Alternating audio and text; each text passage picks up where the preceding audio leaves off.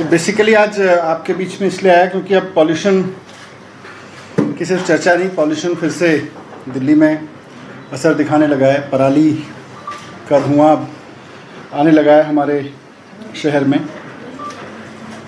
इसमें अगर आप देखें तो पिछले एक साल में भी और पिछले कई सालों में भी दिल्ली सरकार लगातार पॉल्यूशन से निपटने के लिए, दिल्ली में पॉल्यूशन को नीचे लाने के लिए तरह तरह के कदम उठाती रही है और काफ़ी अपनी तरफ से कोशिश कर रही है कि दिल्ली का जो अपना पॉल्यूशन है वो जितना नीचे लाया जा सके।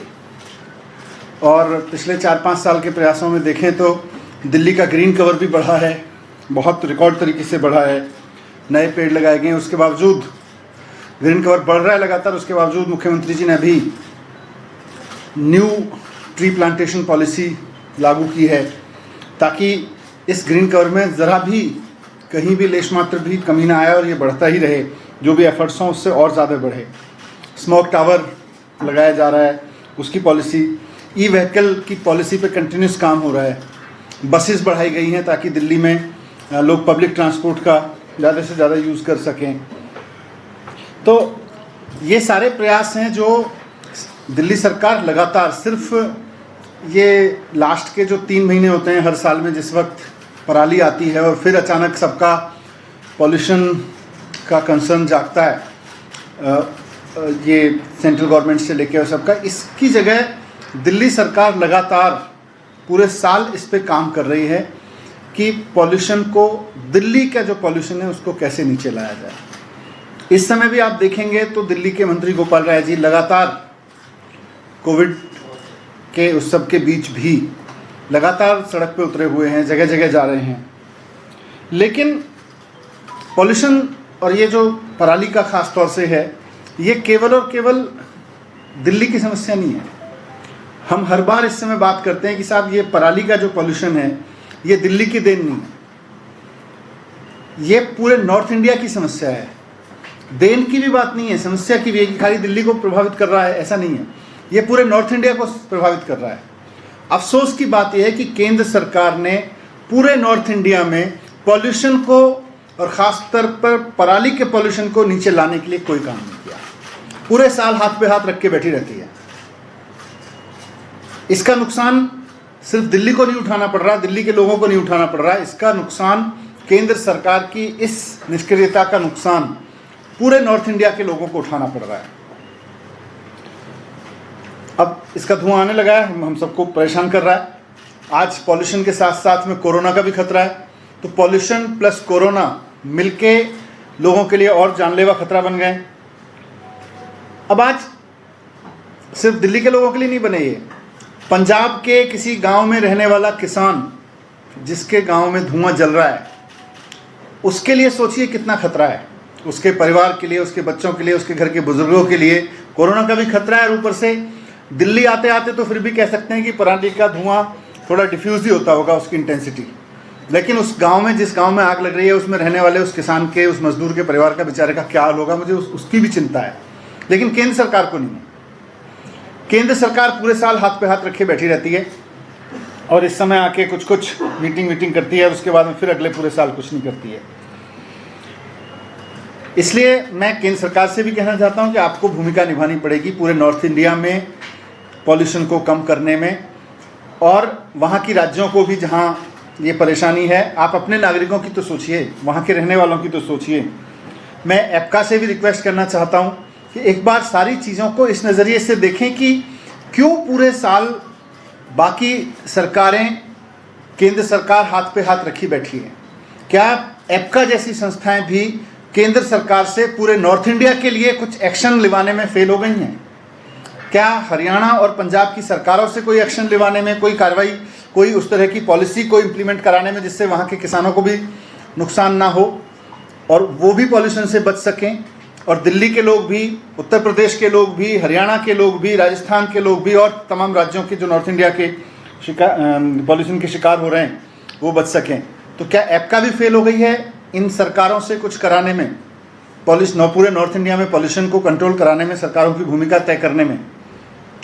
अभी तो ऐसा ही लग रहा है। तो मैं फिर से रिक्वेस्ट कर रहा हूँ कि पूरे नॉर्थ इंडिया के इस समस्या को, ख़ासतौर से इस समय जबकि पॉल्यूशन और कोरोना दोनों का खतरा बहुत ज़्यादा हमारे सबके सर पे है, बहुत जानलेवा स्थिति हो सकती है इस बार ये।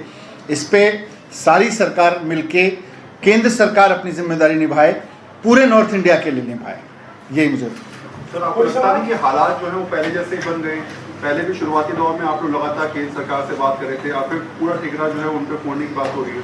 नहीं, ठिकरा तो फोड़ना ही पड़ेगा। अगर मैं तो कह रहा हूँ जिम्मेदारी भी लेनी पड़ेगी ना केंद्र सरकार को। केंद्र सरकार है किस लिए? अगर पूरा नॉर्थ इंडिया पॉल्यूशन का शिकार होता है और कोरोना के इस समय में ये तो सबको पहले से पता था कोरोना है, कोरोना सर्दियों के बीच पहुंचेगा, पॉल्यूशन भी बढ़ता है सर्दियों में, तो पूरे नॉर्थ इंडिया की समस्या हो रही है। तो पूरे साल हाथ पे हाथ रखे बैठे रहते हैं। दिल्ली सरकार की ई व्हीकल पॉलिसी से लेके, बस पे काम करने से लेके पिछले साल लगातार काम हुआ, ग्रीन कवर बढ़ाने पे लगातार काम हुआ और बढ़ा है, उसके रिजल्ट्स आए हैं। दिल्ली सरकार ने जो जो इनिशिएटिव लिए उनके लगातार पूरे साल इनिशिएटिव के रिजल्ट आते हैं। लेकिन केंद्र सरकार फिर पूरे साल हाथ पे हाथ रख के बैठी रहती है, कुछ करती नहीं है पूरे नॉर्थ इंडिया में। केंद्र सरकार की जिम्मेदारी है कि पूरे नॉर्थ इंडिया में पॉल्यूशन करने के लिए काम करे, क्यों नहीं काम करती है वो?